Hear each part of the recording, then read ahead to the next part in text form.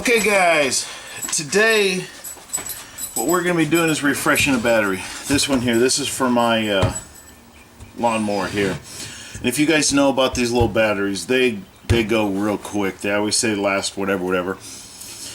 Now, when you refresh these, a couple things. Make sure you're wearing safety goggles and gloves, because we're messing with acid here and that can be dangerous. So make sure you're wearing old clothes, stuff you don't mind getting ruined. So with that warning, and then do this at your own risk. Now, you have to decide if this is worth it for you. Most states have like a battery return.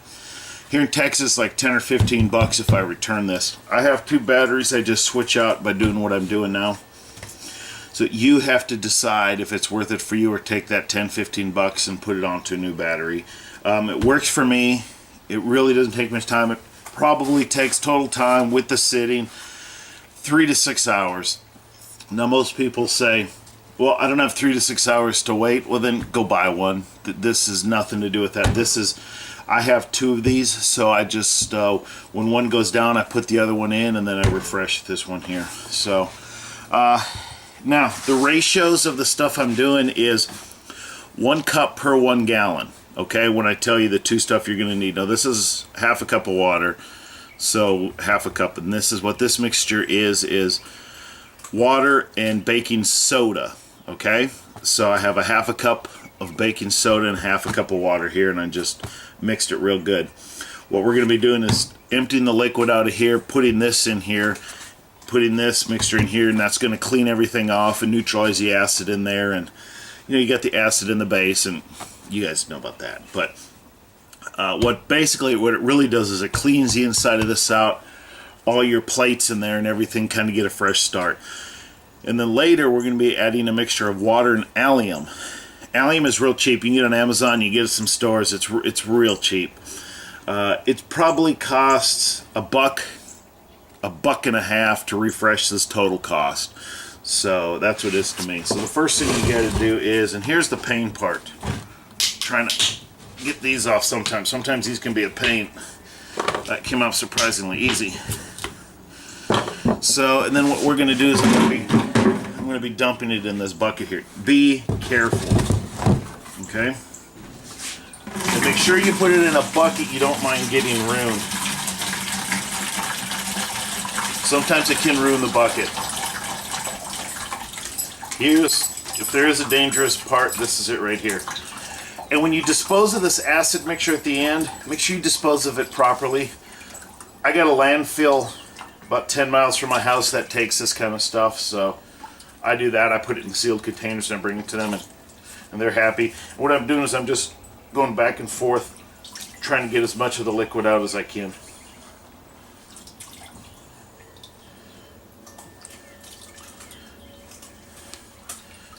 Okay, it's still got acid on there, be careful. Now putting this up here so there is no accidents. And do I have a rig anywhere? Yes, I do. This is just for me so I don't touch it later. Okay, funnel.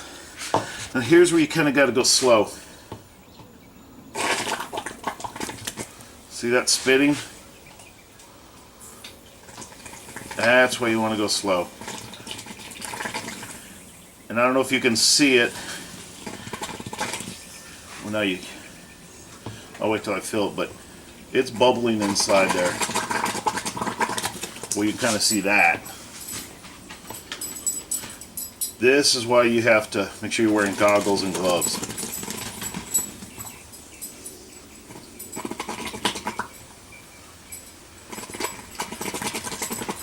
When you first put it in, it's the worst.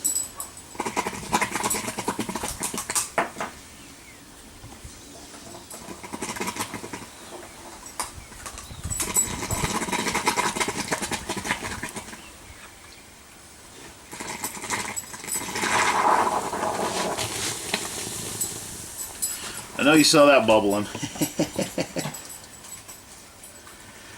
And sometimes I'll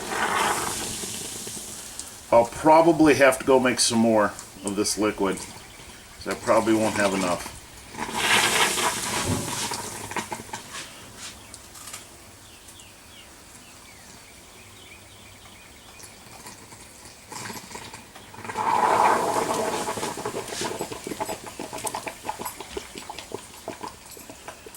Now you guys understand why.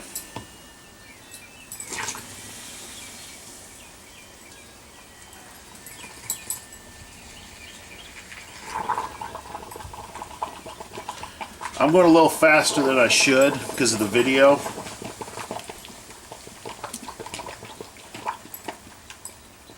But if you go slower, you make less of a mess.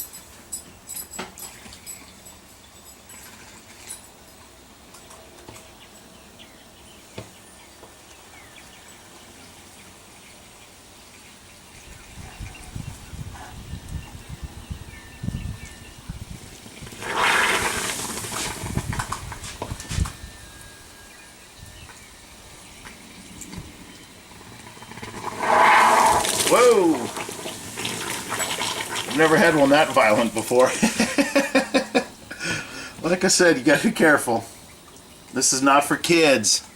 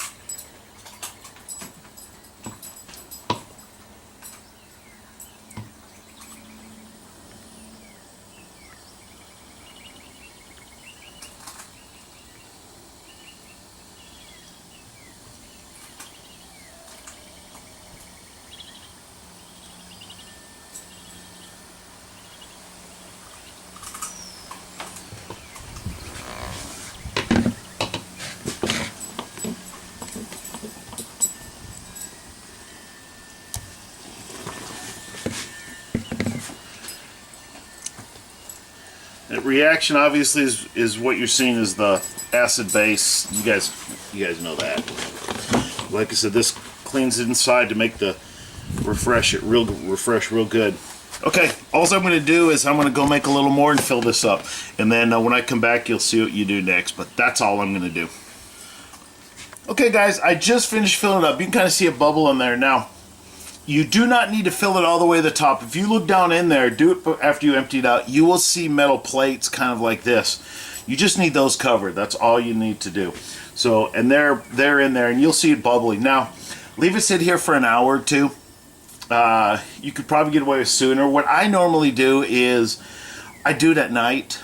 You know, one of the last things I do. Then I go the next day because it really doesn't hurt anything. Because I do this, you know, when I have time, not it's an emergency, I need the battery. But if you need it sooner, obviously, you don't have to wait. So we'll leave this sit for a little bit, and then we'll come back, and I'll show you what you do next.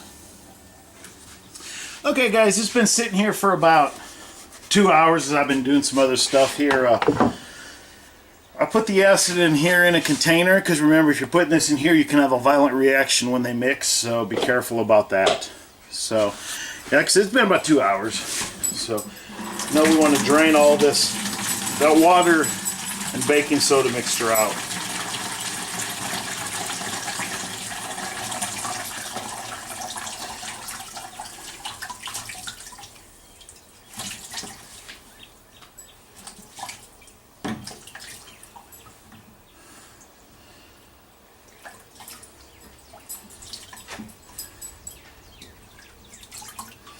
And here's where I want to try to get as much of this out as I can before I put that allium in there.